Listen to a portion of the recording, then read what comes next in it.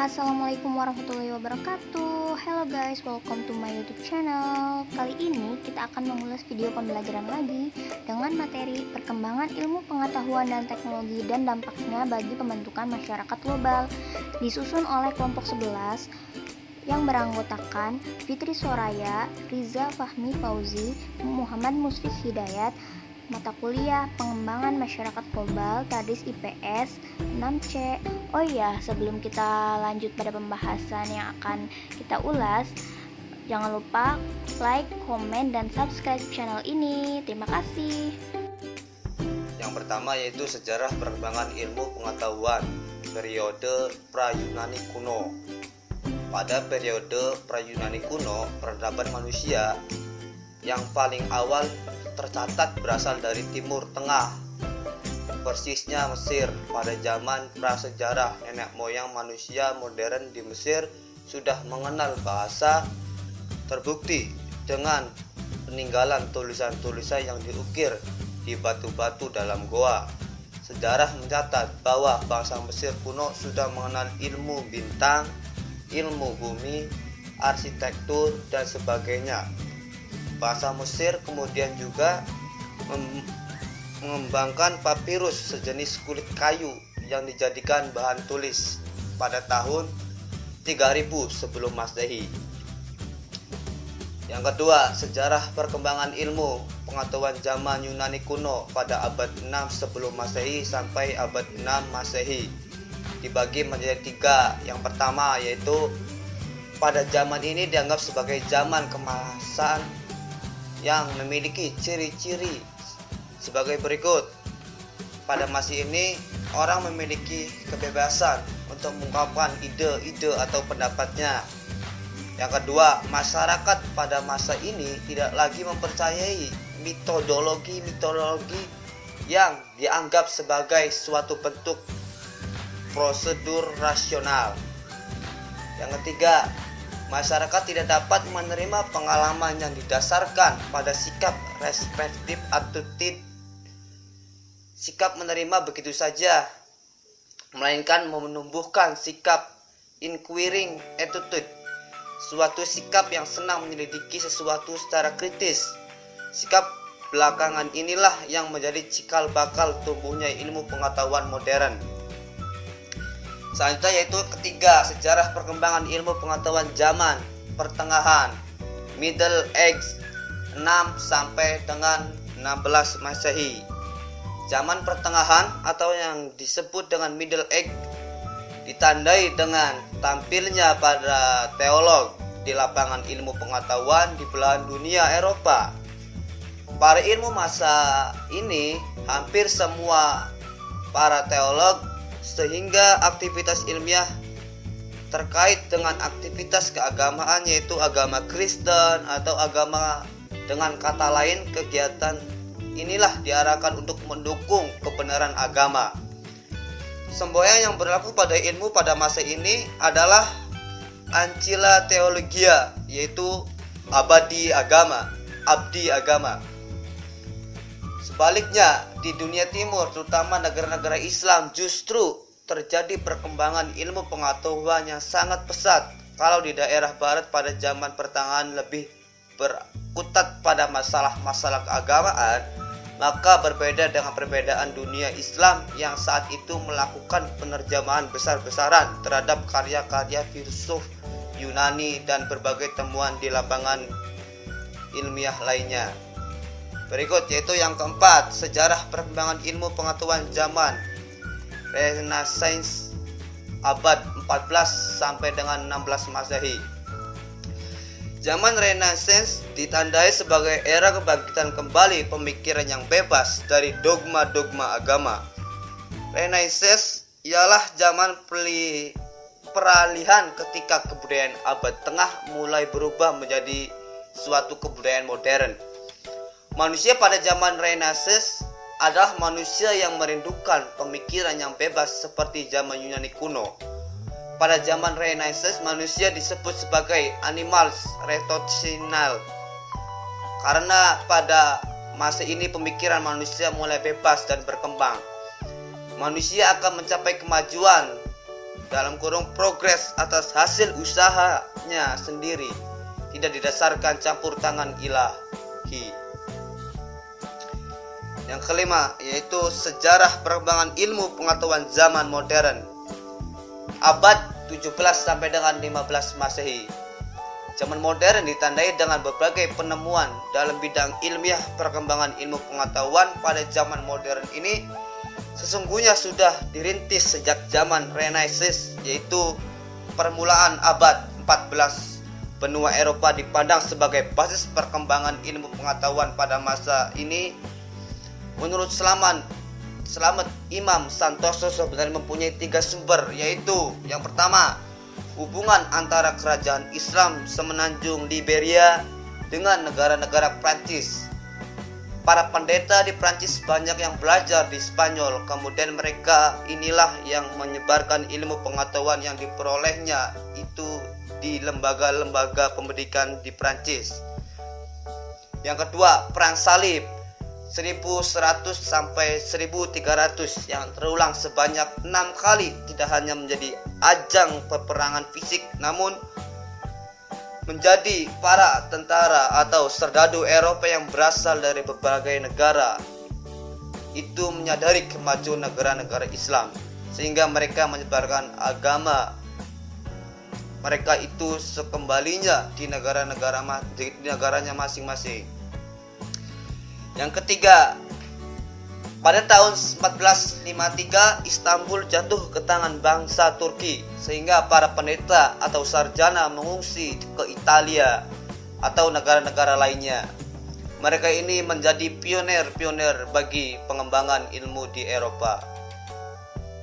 Yang keenam yaitu sejarah perkembangan ilmu pengetahuan zaman kontemporer abad 20 dan seterusnya. Di antara ilmu-ilmu khusus yang dibicarakan para filsuf, maka bidang fisika menempati kedudukan yang paling tertinggi. Menurut Ruth, fisika dipandang sebagai ilmu pengetahuan yang subjek materinya mengandung unsur-unsur fundamentalisil yang membentuk alam semesta.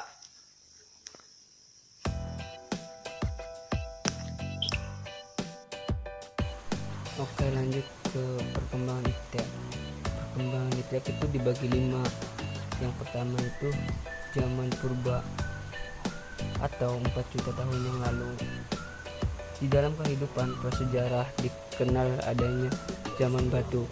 Ciri-ciri ilmu yang dikembangkan adalah kemampuan mengamati, kemampuan membedakan, kemampuan memilih, dan kemampuan melakukan percobaan.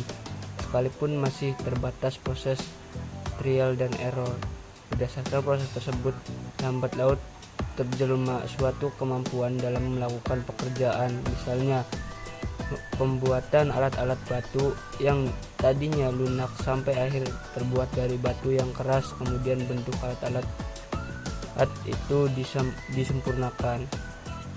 Yang kedua, zaman Yunani atau 600 sampai 200 Masehi. Sementara itu antara masa 600 Masehi hingga 200 Masehi sejarah mencatat adanya kemajuan berpikir umat manusia dalam lapangan ilmu dan teknologi yang berpusat di Yunani. Pada waktu itu terjadi perubahan besar pada cara berpikir umat manusia.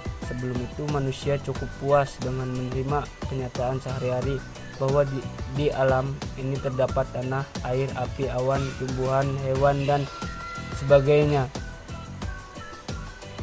Tetapi kemudian manusia mulai mengajukan pertanyaan yang amat sangat penting, yaitu dari apakah benda-benda yang berjenis-jenis itu dibuat.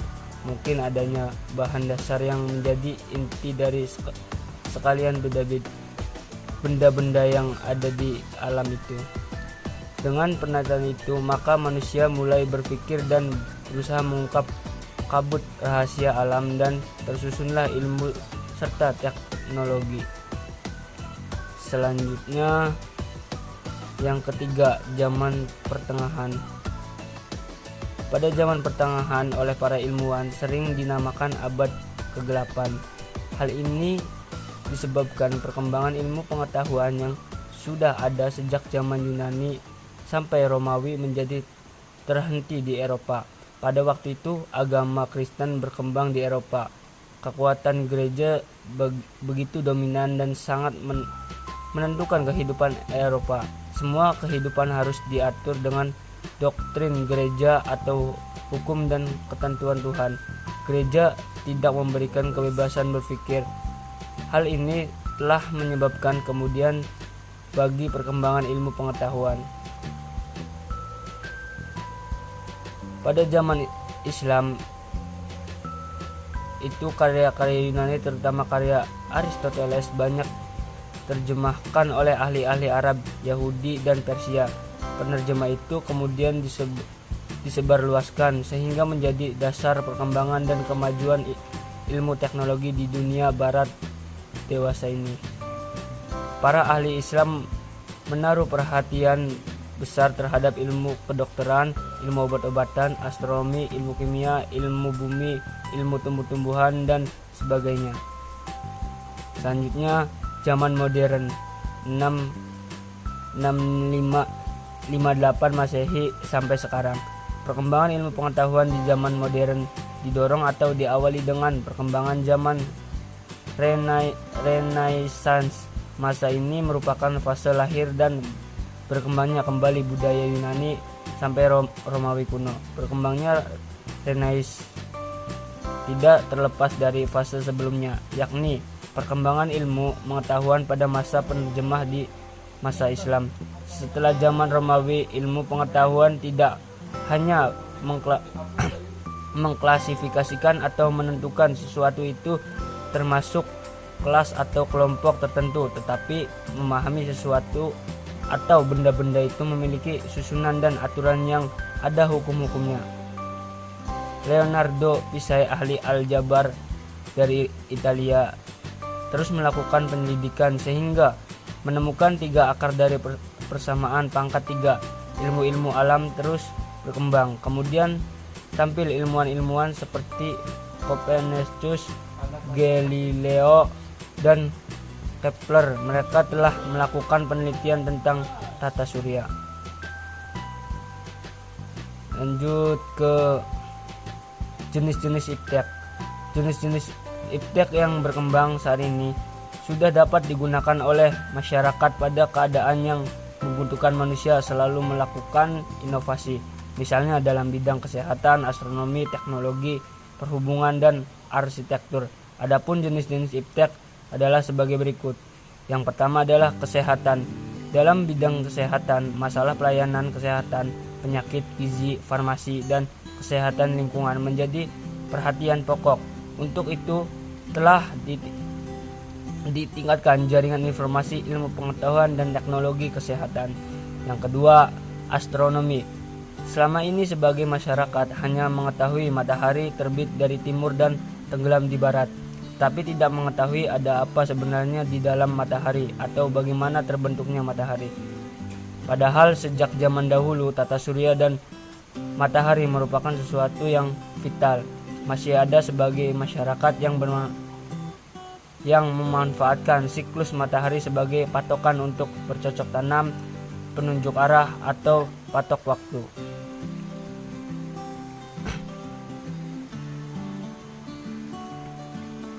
Yang ketiga, teknologi. Sebagai penemuan di bidang teknologi telah mendorong majunya informasi dan teknologi. Setelah James Watt menemukan mesin uap, maka Friedrich Koenig atau orang Jerman mengembangkan mesin cetak dengan tenaga. Kemudian berkembang cetak mencetak berbagai berita dan pesan dengan menggunakan mesin ketik.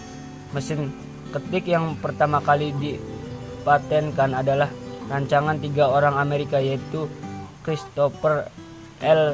Soles, Samuel Sol, dan Carlos Gilden 1868. Dunia elektronik semakin maju. Hal ini telah membuka babak baru bagi kegiatan komunikasi. Hal ini dimulai tahun 1840 sewaktu F.B. Morse menemukan telegram listrik. Sejak saat ini mulailah komunikasi jarak jauh dengan tepat. Tahun 1876 Alexander Graham Bell menemukan telepon. Tahun 1864 Frank Maxwell menemukan teori bahwa gelombang elektronik dapat merambat dalam ruang hampa. Tahun 1895 Guglielmo Marconi menggabungkan penemuan Maxwell dan hasil percobaan Hertz untuk mengirim pesan melalui ruang hampa yang disebut telegram tanpa kabel. Yang selanjutnya, arsitektur. Arsitektur adalah seni dan ilmu dalam merancang bangunan dalam artian yang lebih luas.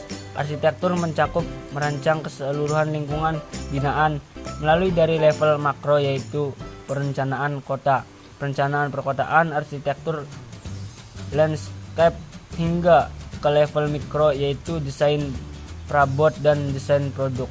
Arsitektur juga merujuk pada hasil proses perancangan tersebut. Menurut Vitruvius di dalam bukunya The Architecture yang merupakan sumber tertulis paling tua yang masih ada hingga sekarang, bangunan yang baik harus memiliki keindahan atau estetika venusitas, kekuatan atau firmitas, dan kegunaan atau fungsi utilitas. Arsitektur dapat dikatakan bahwa keseimbangan dan koordinasi antara ketiga unsur tersebut. Yang selanjutnya ada dampak iptek bagi pembentukan masyarakat global. Yang pertama ada dampak positif dan negatif perkembangan ilmu pengetahuan dan teknologi. Sisi negatif dari penggunaan iptek yang pertama yaitu dapat merusak moral, yang kedua dapat menimbulkan polusi, yang ketiga dapat membuat orang semakin malas. Dan sisi positifnya seperti yang pertama meringankan berbagai masalah yang dihadapi oleh manusia, yang kedua dapat membuat segala sesuatu menjadi lebih cepat dan mudah, yang ketiga dapat mengurangi pemakaian bahan-bahan alami yang semakin kesini semakin langka, yang keempat iptek juga membawa manusia ke arah yang lebih maju dan modern. Yang selanjutnya ada pengaruh iptek dalam berbagai bidang. Yang pertama, bidang informasi dan komunikasi. Dalam bidang informasi dan komunikasi telah terjadi kemajuan yang sangat pesat. Dari kemajuan dapat kita rasakan dampak positifnya antara lain. Pertama, kita akan lebih cepat mendapatkan informasi-informasi yang akurat dan terbaru di bumi bagian manapun melalui internet. Kedua, kita dapat berkomunikasi dengan teman maupun keluarga yang sangat jauh hanya dengan melalui handphone. Yang ketiga, kita dapat mendapatkan layanan bank yang dengan sangat mudah dan lain-lain. Samping keuntungan yang kita peroleh, ternyata kemajuan teknologi tersebut dimanfaatkan juga untuk hal-hal negatif, diantaranya yaitu pemanfaatan jasa komunikasi oleh jaringan teroris atau kompas. Yang kedua, penggunaan informasi tertentu dan situs tertentu yang terdapat di internet yang bisa disalahgunakan pihak tertentu untuk tujuan tertentu dan lain-lain. Yang kedua, di bidang ekonomi dan industri. Dalam bidang ekonomi, teknologi berkembang sangat pesat. Dari kemajuan teknologi dapat kita rasakan manfaat positifnya antara lain yang pertama, pertumbuhan ekonomi yang semakin tinggi. Yang kedua, terjadinya industrialisasi. Yang ketiga, produktivitas dunia industri semakin meningkat. Meskipun demikian, ada pula dampak negatifnya antara lain yang pertama, terjadinya pengangguran bagi tenaga kerja yang tidak mempunyai kualifikasi yang sesuai dengan yang dibutuhkan. Yang kedua, sifat konsumtif sebagai akibat dari kompetensi yang ketat pada era globalisasi akan juga melahirkan generasi yang secara moral mengalami kemerosotan konsumtif, boros, dan memiliki jalan pintas yang bermental instan. Yang selanjutnya ada bidang sosial budaya. Akibat kemajuan teknologi bisa kita lihat yang pertama, perbedaan kepribadian pria dan wanita. Banyak pakar yang berpendapat bahwa kini semakin besar posisi wanita yang memegang posisi sebagai pemimpin, baik dalam dunia pemerintahan maupun dalam dunia bisnis. Yang selanjutnya dapat meningkatkan rasa percaya diri. Perkembangan dan kemajuan ekonomi telah meningkatkan rasa percaya diri dan ketahanan diri sebagai suatu bangsa yang akan semakin kokoh.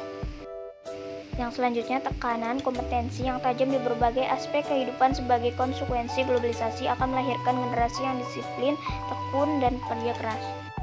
Meskipun demikian, kemajuan teknologi akan berpengaruh negatif pada aspek budaya. Yang pertama, ada kemerosotan moral di kalangan warga masyarakat. Yang kedua, kenakalan dan tindak menyimpang di kalangan remaja semakin meningkat, semakin lemahnya kewibawaan tradisi-tradisi yang ada di masyarakat seperti gotong royong dan tolong-menolong, dan juga pola interaksi antar manusia yang berubah.